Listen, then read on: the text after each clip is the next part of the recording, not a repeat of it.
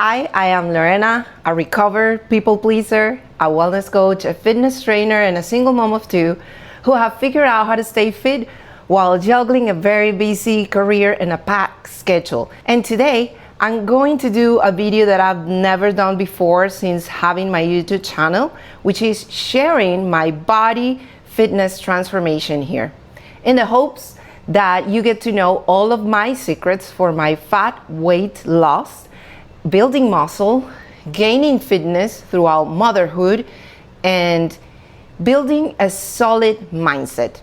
I am going to share everything that I went through on my personal wellness journey.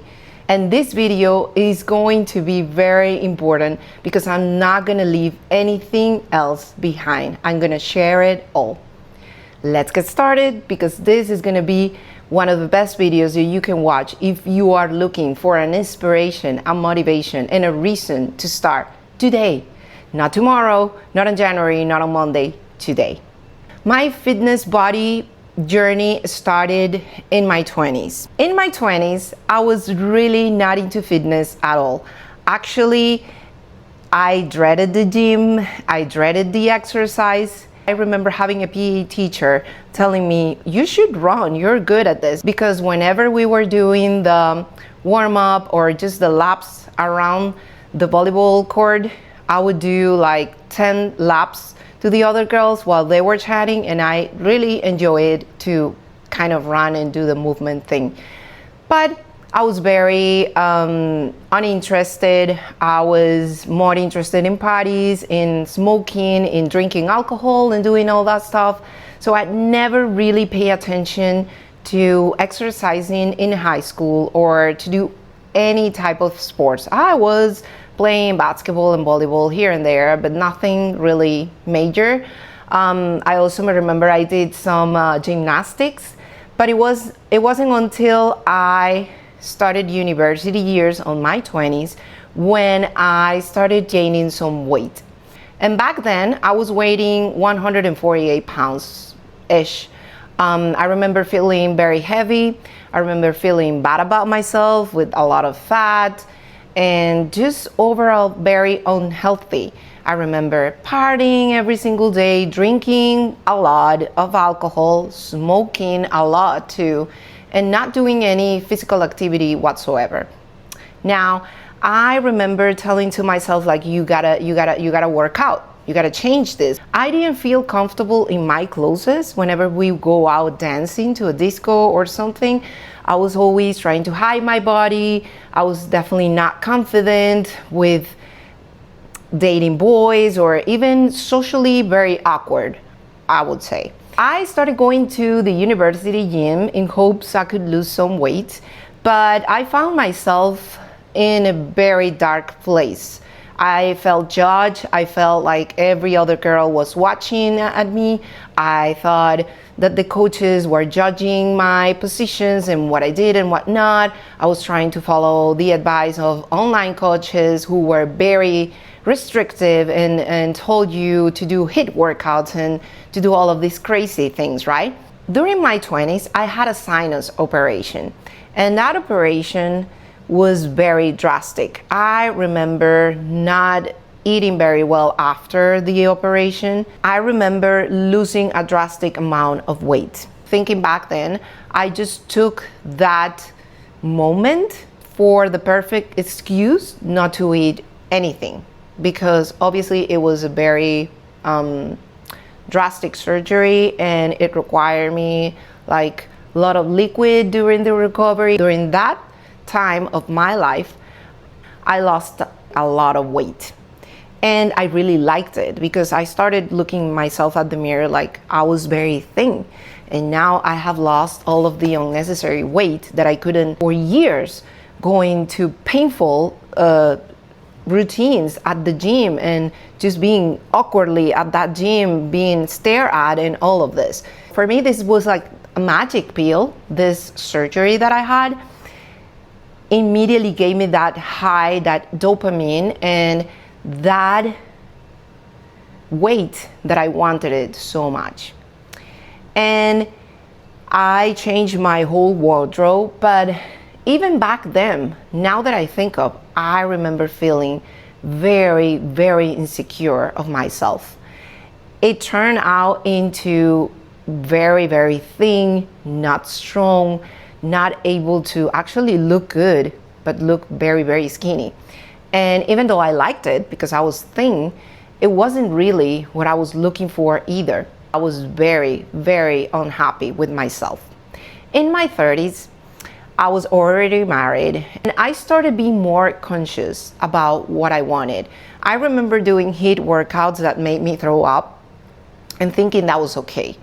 I'm gonna have to push myself, I'm gonna have to go to the gym and hate it, I'm gonna do this crazy insanity workouts that are gonna make me throw up. And I thought that was perfectly okay, and that's what I had to do to maintain the body that I had.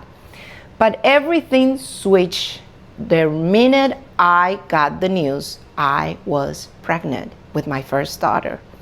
The minute I knew I had a baby inside of my body, I said, I can't keep going like this. This is actually not healthy. This is not sustainable, and there's gotta be another way.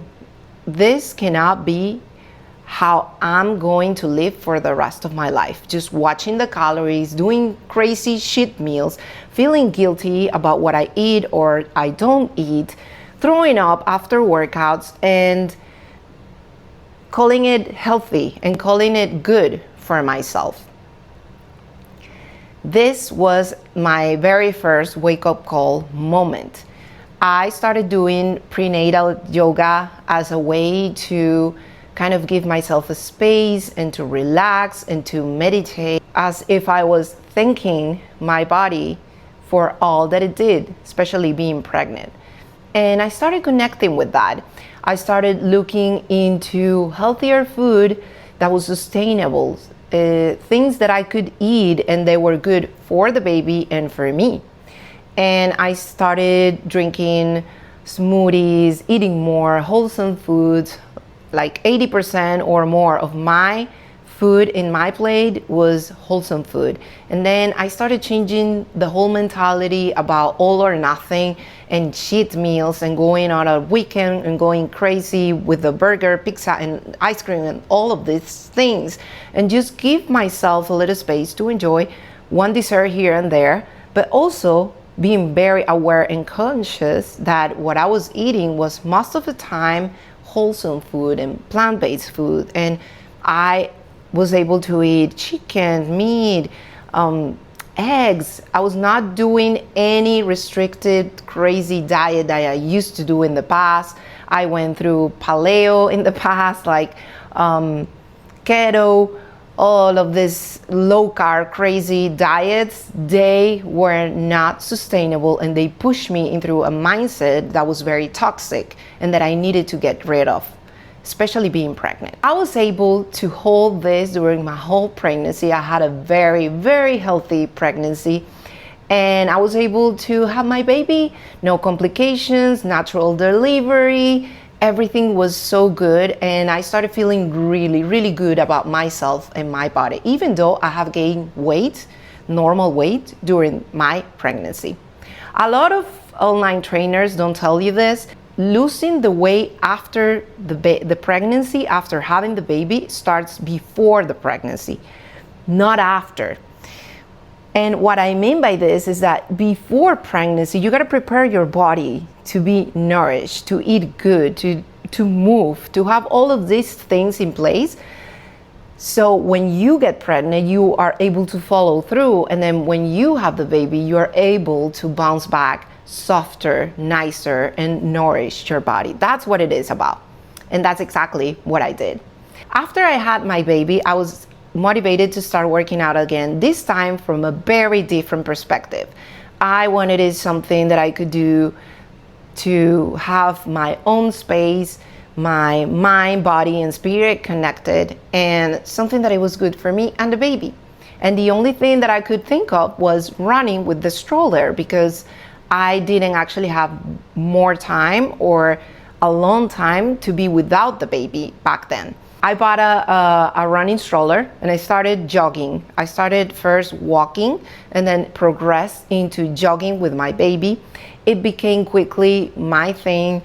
It gave me so much good dopamine, release of stress. My time, like my mental state after a run would be the best, and I truly, truly loved it.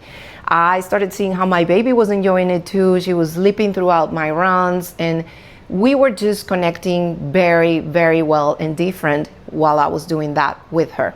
Then a passion started. My passion for running started early on after giving myself a chance to do all of these stroller runs. And quickly I started doing runs without the stroller.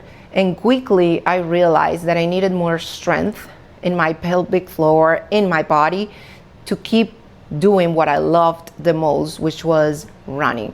Running, it's indeed a high impact activity. It requires a lot from you. It's a high intensity workout, and there's no right or wrong. You just gotta be prepared and prepare your body to run if that's really something that you wanna do. But running is just great. Great for your mental health, for your physical and emotional health as well. I started getting interested in strength training back then because I knew if I added weights, I was going to be stronger and I was going to build a body that could support running faster, running longer, and running better. And that was my main objective. So I started strength training out of this need to be a better runner. But in the end, strength training also got me, because what I used to experience before, which was hating the gyms, hating the at the gym, that it's very annoying with these guys dropping weights and doing all of that, I lost all of that. It was a complete mindset shift. And when I got to the gym, I was just on my music, on my mode, and completely, fully dedicated to get my body stronger, to run faster, run better, be better. And when I started focusing on that, let me tell you, that's when the magic happened. Because I wasn't there to lose any fat. I wasn't there because I hated my body. I wasn't there punishing my body. I was actually there to get better. And this is the type of mindset that you truly want to have, because it takes time. That's what I realized during my whole journey. It took me a lot of time to understand that I didn't need it to punish my body, that I had to work with it. I have to make it stronger, make it wiser, listen when it needed rest, and do all of these little things and these little changes that were going to make a true change in my body. With strength training, yoga came as well, because when I started doing yoga, I remember back in high school, my best friend, she is now a yoga teacher, but back then she was very into yoga, invited me to one of her classes, and I went out and I said, I don't like it. Like, I really don't like this. I need the adrenaline, the dopamine. I need a Taevo class, whatever it is. I need punches, I need movement, I need spinning, I need to sweat. And I didn't connect it with that teacher, now that I think of. But I remember going to prenatal yoga and really enjoying the class with this teacher. And that's when I started connecting with the teacher. When I started running, I also, besides doing strength training, started doing yoga again to see if I could pick it up and maybe like it. And it definitely was a game changer. I started liking the teacher that I went through. Then I started doing yoga by myself through online classes and online videos and YouTube and whatnot. So I became a self-taught yogi, and I've always been that. And I love it. I love it because it's such a complement with everything that I do. It just brings me peace of mind when I want to go softer, when I don't have to push myself into the gym, into a run, into anything, and I just want to listen to my body and what I want. And that's when I started practicing yoga pretty much in my mid-30s. The most important part throughout all of this journey so far, through my 30s, is that I built discipline. And I know how hard that can be, because We are always looking for the next motivation, the next inspiration, even if it's a person or whoever we admire, but we don't stop to think about how important discipline is. I can tell you that I had a lot of people, and I know a lot of women, that they say they need to lose some weight to get started, they need to do this, they need to finish their work, they need whatever condition it is, which to them is like the perfect moment. The perfect moment does not exist. It doesn't. I just started as I was. I didn't know anything. I even was pregnant, so probably when you're pregnant, maybe not the best moment to, or what people think is to start a diet, to start changing things. But yes, that's what I did.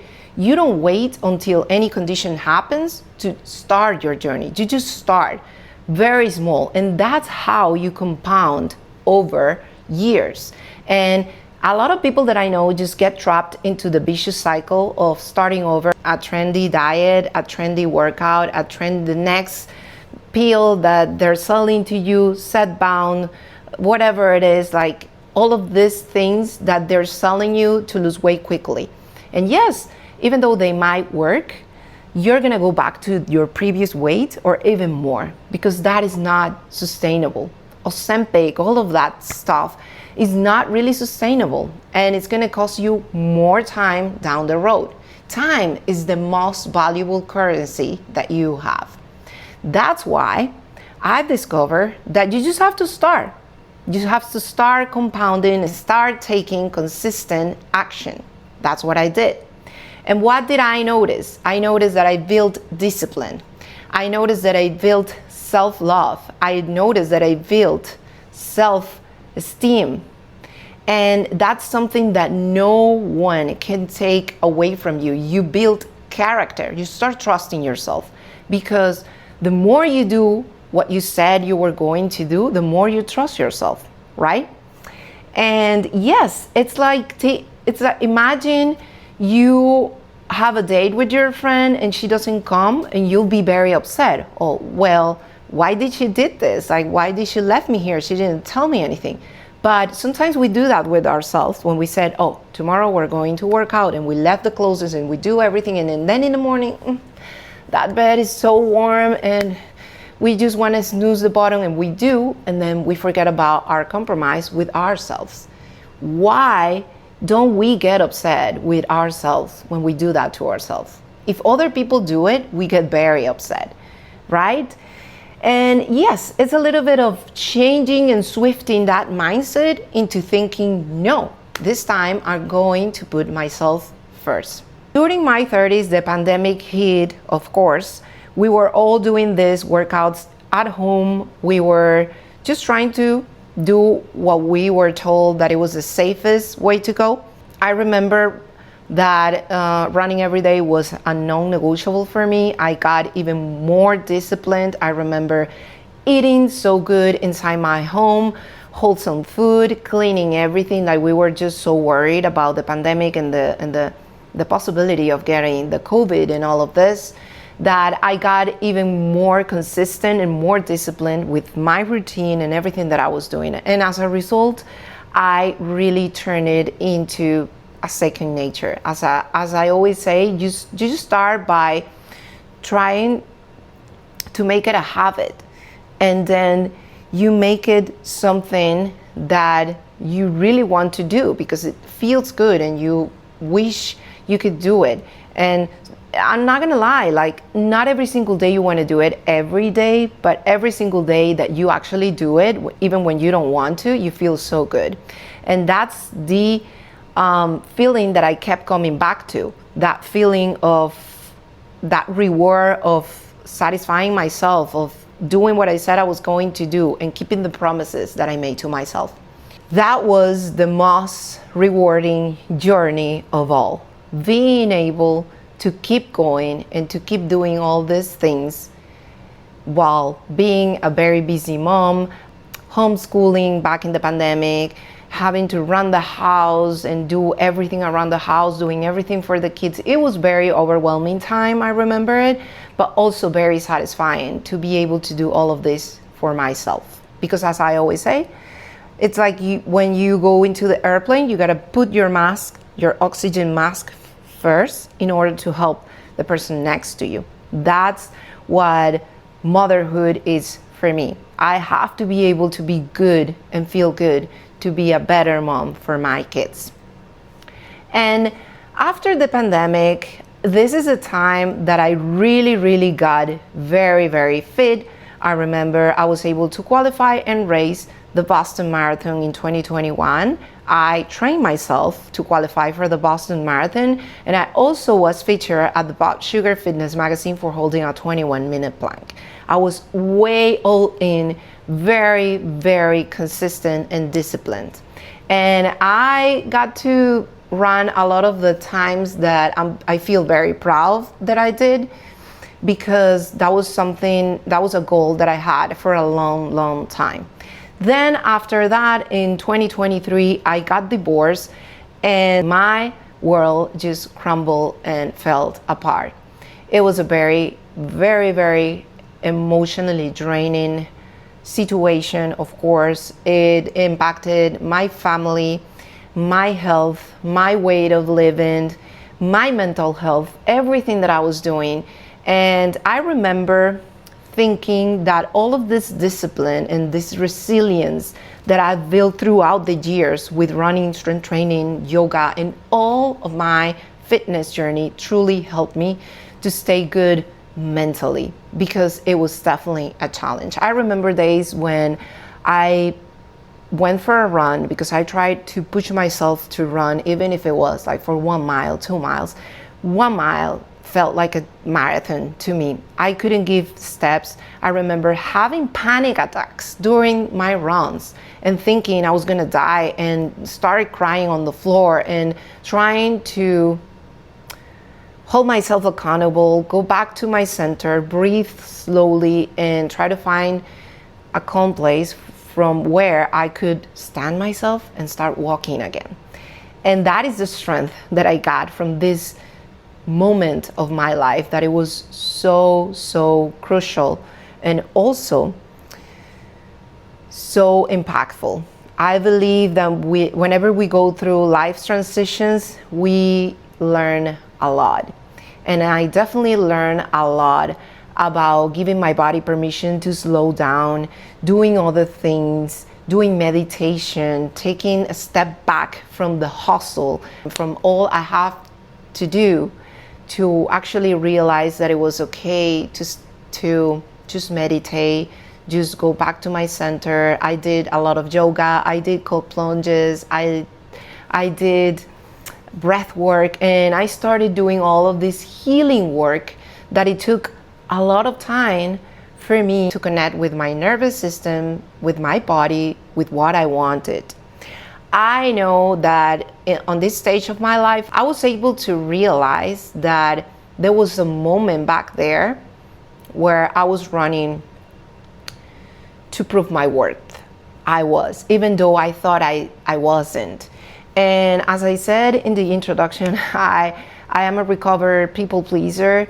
And I saw a lot of the problems that I had, a lot of the trauma that I had as a kid, and all of the things that I did that led me through my divorce. And of course, running was also a very important part of this whole story, like all my fitness journey, because I realized I was doing a lot of things just to please people and just to be noticed, to be acknowledged.